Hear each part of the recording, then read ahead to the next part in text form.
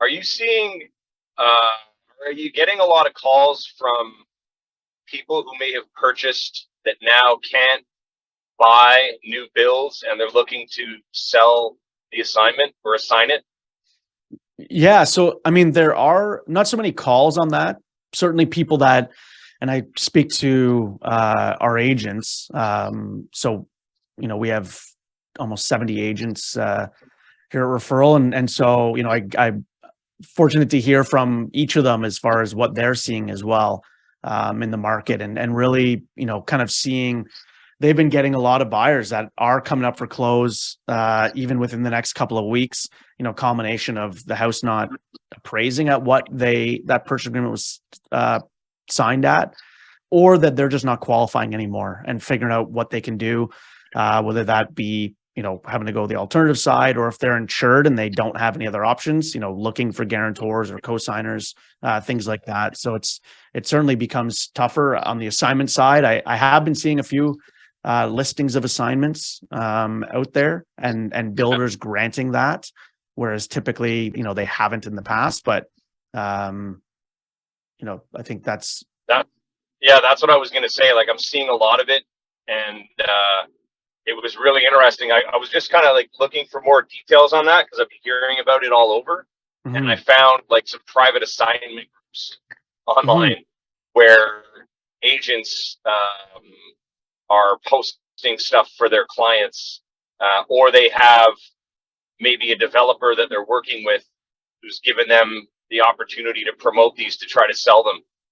So yeah, like a lot of builders are working with with agents and working with the buyers to assign these, because everyone just wants it to kind of go through as is. But there's a lot of buyers that are taking losses from what I'm seeing in the numbers on these promotions, I guess you'll call it. But I've never seen anything like it. So it'll be interesting to see where it goes in the next few months, because these lead up to some people are already looking for 2024. For 2024 closings early, right? They're trying to make sure that it's covered, because they don't feel that even between now and then that they'll be able to handle it, which is crazy. But I guess they're being super proactive and just kind of saying, let's just deal with this now instead of later.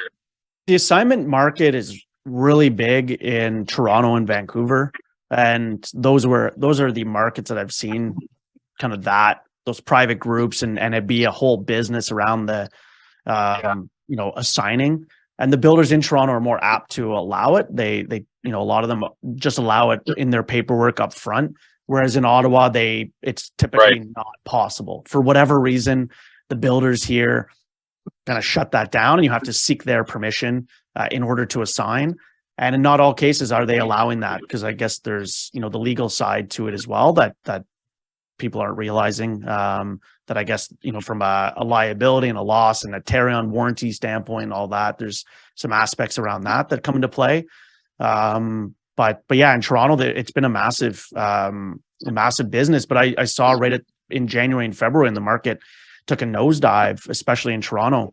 I had somebody who had their name on 4 new build purchase agreements, and with the sole intent, they signed them, 2 and 3 years prior, and their intent was to obviously assign them, and that was their business. And they were up the creek without a paddle. They were supposed to be closing on these properties, did not have the down payment for all these properties, did not have the values weren't hitting.